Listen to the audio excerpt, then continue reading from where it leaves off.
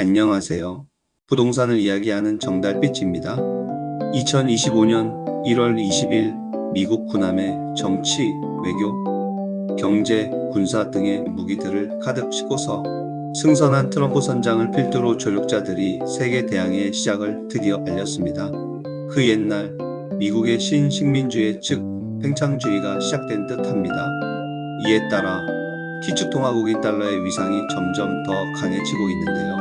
우리나라도 내수 경기를 살리기 위하여 기준금리를 인하했어야 함에도 불구하고 기준금리를 3% 동결을 하였는데요. 그 이유가 고환율이라는 사실을 여러분도 잘 아실 겁니다.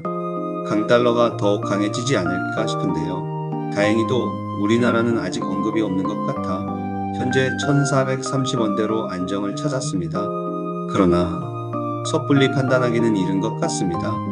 한미 FTA와 한반도의 안보 등 여러가지 해결해야 할 과제들이 남아있으니까요.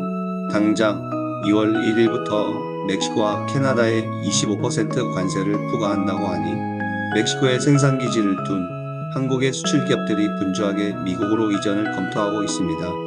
강한 나라가 되어야 하는 이유가 바로 여기에 있네요.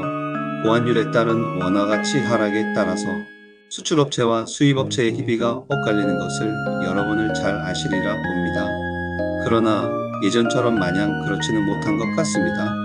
수출 비중이 높은 우리나라의 입장에서는 업종에 따라 좋을 수도 있고 나쁠 수도 있는데요. 고환율 기조가 지속되면 한국 경제의 수출 효과보다는 원자재 수입 비용과 해외 투자비 등 늘어나는 부담이 더 크게 작용하기 때문입니다. 환율 리스크에 대한 정부의 적극적인 대비책 마련이 필요하다는 지적이 나오는 이유입니다. 따라서 고환율에 따라 희비가 엇갈리는 업종을 구분해보는 것도 큰 도움이 될 듯합니다. 대한상공회의소가 주요 업종별 협회 12곳과 함께 고환율 기조가 주요 산업에 미치는 영향을 분석한 결과 바이오 반도체 배터리 철강석 유화 학정 유리 스플레이 섬유 패션 식품 등의 산업에는 부정적 영향이 큰 것으로 조사되었다고 합니다. 특히 한국 경제를 이끄는 반도체 산업은 고환율에 따른 제조 원가 및 해외 투자비 증가 부담이 클 것으로 나타났기 때문에 한국반도체산업협회 측은 반도체 분야의 소재 부품 장비 국산화율이 30% 수준에 불과해 이를 수입하면 생산 원가가 증가하고 국내 주요 기업들이 나서고 있는 미국 등 해외 반도체 제조 공장 투자 비용이 높아진다고 말했습니다. 배터리 산업도 반도체와 비슷한 상황입니다.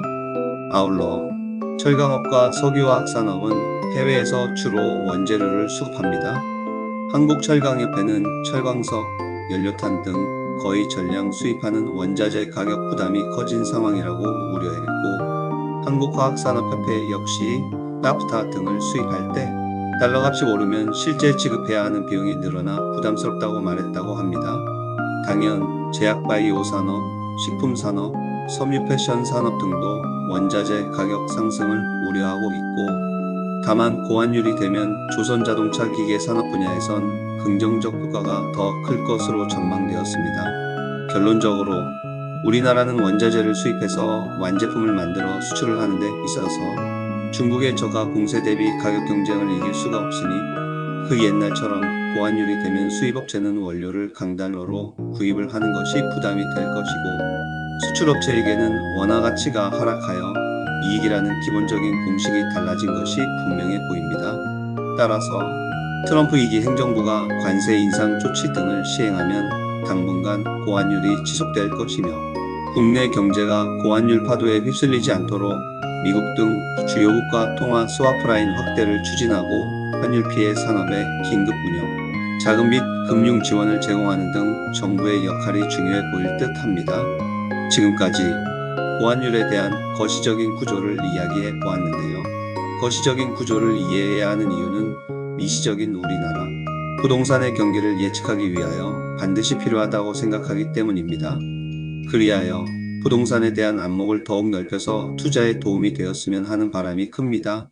감사합니다.